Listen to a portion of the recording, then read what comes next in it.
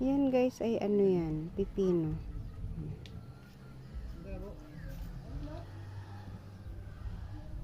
Yung mga okra ko ayan. Yun, sitaw. Diba? Ito sa paligid-ligid ko ayan ang mga sitaw guys. Ayan. May tanglad, may ano. Diba? Yan ang aking garden sa paligid-ligid. Ayan guys, dun puro okra yan. At ayan may ano na munggo ito guys. Tingnan nyo. Munggo yan yung maliliit na munggo.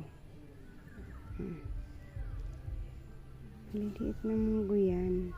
Dami pa niyang bulaklak diba?